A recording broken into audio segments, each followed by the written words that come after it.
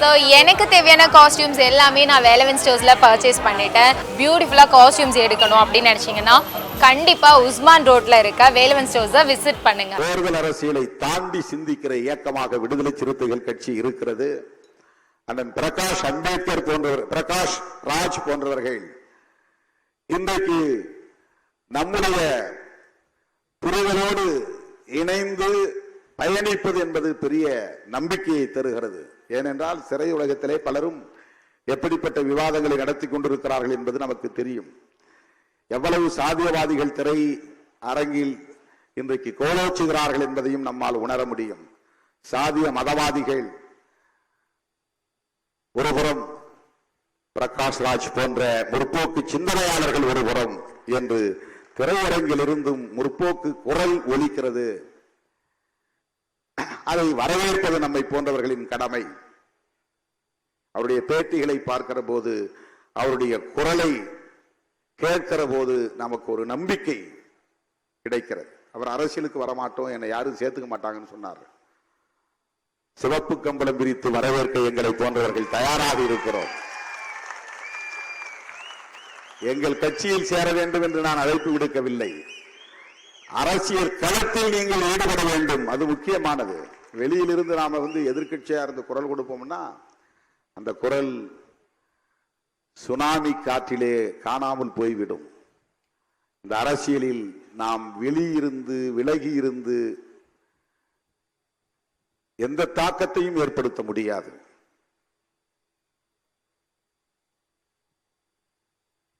நான் பலவீனமாக உணர்கிறேன் என்று கருத வேண்டாம். 35 ஆண்டு கால அனுபவத்திலிருந்து நான் இதை சொல்லுகிறேன். தோழர் ரவிக்குமார் அவர்களை அப்படித்தான் நான் சொன்னேன். நீங்கள் ஒரு இயக்கத்திலே உங்களை இணைத்துக் கொண்டு உங்கள் சிந்தனைகளை மக்களிடத்திலே கொண்டு போய் சேருங்கள். ஒரு தனி நபராக இருந்து எவ்வளவுதான் நீங்கள் சிந்தித்தாலும் எழுதினாலும் அது பெரிய தாக்கத்தை ஏற்படுத்தாது. இந்த இயக்கத்திலே உங்களை இணைத்துக் கொள்ளுங்கள், வேலையை உதறிவிட்டு வாருங்கள் என்று பலமுறை அவரிடத்தில் நான் பேசியிருக்கிறேன். ஒவ்வொரு தோழரிடமும் அப்படி நான் உரையாடி இருக்கிறேன். திரைக்கலை இயக்குனர் அவர்கள் இன்றைக்கு அரசியல் களத்திலே உண்மையான ஒரு ஹீரோவாக இருக்கிறார் என்றுதான் நான் சொல்ல வேண்டும். அவர் வில்லன் அல்ல, இந்த வில்லன் ரோல் அல்ல, அரசியலில் ஒரு ஹீரோ ரோல் தான் அது. இப்படி பேசுவது என்பதே ஒரு ஹீரோவால் தான் முடியும். அரசியலில், திரையில் வேண்டுமானால் நீங்கள் வில்லனாக இருக்கலாம். உங்கள் உரையும் உங்கள் கருத்தும் இன்றைக்கு ஒரு கதாநாயகனுக்குரிய ஆளுமையை வெளிப்படுத்துகிறது. இதை நான் புகழுவதற்காக சொல்லவில்லை, உங்கள் உணர்வை அங்கீகரிப்பதற்காக சொல்லுகிறேன், மதிக்கிறேன் என்பதை வெளிப்படுத்துவதற்காக சொல்லுகிறேன். தேவைப்படுகிறார்கள். திராவிட அரசியல் என்பது திரைத்துறையில் வெளிப்பட்ட பிறகுதான் திமுக வளர்ச்சி அடைந்தது.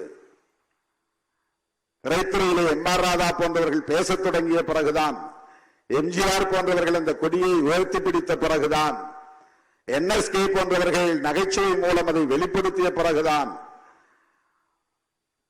கலைஞர் அவர்கள் அதை காவியங்களாக படைக்க தொடங்கிய பிறகுதான் வெகு மக்களிடம் திமுக வேகமாக போய் சேர்ந்தது என்பதை யாரும் மறுத்துவிட முடியாது. திரைத்துறையில் இப்படிப்பட்ட முற்போக்கு சக்திகள் இன்னும் வலுவாக பேச வேண்டும். வெற்றிமாறன் போன்றவர்கள் இன்னும் பலர் உருவாக வேண்டும். பிரகாஷ் ராஜ் போன்றவர்கள் உருவாக வேண்டும். தந்தை ரஞ்சித், தந்தை மாரி ராஜ் போன்றவர்கள் இன்னும் ஏராளமானவர்கள் உருவாக வேண்டும். பெரியாரை பேசுகிறவர்கள், அம்பேத்கரை பேசுகிறவர்கள், மார்க்சை பேசுகிறவர்கள் திரைத்துறையிலும் ஆளுமை செய்ய வேண்டும். அண்ணன் முத்தரசன் அவர்கள் இன்றைக்கு அரிசி படத்தின் ஹீரோவாக நடித்துக் கொண்டிருக்கிறார். அந்த படம் விரைவில் வெளிவர இருக்கிறது. புகழுக்காகவா, பணத்துக்காகவா? இல்லை, அரசியலுக்காக, விவசாயிகளின் நலன்களுக்காக இன்றைக்கு அந்த பாத்திரத்தை ஏற்று அவர் நடிக்கிறார். என்னை திரைத்துறைக்கு அழைத்த போது எனக்கு எதுவுமே தெரியவில்லை திரைத்துறையை பற்றி. இப்போது யாரும் அழைக்கவில்லை. அப்போது வலிந்து விழுந்து அழைத்தார்கள். அப்போது நான் அதை உணரவில்லை. தோழர்களே, தமிழ்நாட்டு அரசியலில் திரைத்துறையின் பங்கு மகத்தானது. ஆகவே திரைத்துறையில் முற்போக்கு சிந்தனையாளர்கள் தேவை. முற்போக்கு சிந்தனையாளர்களின் ஆளுமை என்பது தேவை. நம்முடைய தோழர் அண்ணன் பிரகாஷ்ராஜ் அவர்கள் இவ்வாறு சிந்திப்பதும் செயல்படுவதும் ஏதோ பிஜேபி எதிர்க்கிறார், மோடியை எதிர்க்கிறார் என்பதற்காக நாம் அவரை பாராட்டவில்லை. அவருடைய பார்வை பெரியார் பார்வையாக இருக்கிறது, அம்பேத்கர் பார்வையாக இருக்கிறது, மார்க்சிய பார்வையாக இருக்கிறது, கௌரி லங்கேஷின் கருத்தியலை வெளிப்படுத்தக்கூடிய ஒரு பார்வையாக இருக்கிறது என்பதால் அவரை நாம் போற்றுகிறோம், பாராட்டுகிறோம், வாழ்த்துகிறோம். உங்களை போன்றவர்களின் அரசியல் என்பது வாக்கு வங்கிக்கானதாக இருக்காது, சமூக மாற்றத்திற்கானதாக இருக்கும். எனவே நீங்கள் அரசியலில் விலகி இருந்து பெரிய தாக்கத்தை ஏற்படுத்தலாம் என்று நம்புவது ஒருபுறம் இருந்தாலும் அந்த நிலைப்பாட்டில் உறுதியாக இருந்து உங்கள் பணிகளை மேலும் முடுக்கிவிட வேண்டும். நாங்கள் உங்களோடு இருக்கிறோம், உற்ற துணையாக இருக்கிறோம் என்பதை சொல்ல கடமைப்பட்டிருக்கிறேன். இந்த வீடியோ உங்களுக்கு பிடிச்சிருந்தா ப்ளீஸ் லைக் அண்ட் ஷேர் பண்ணுங்க. மறக்காம எங்க சேனலை சப்ஸ்கிரைபும் பண்ணுங்க.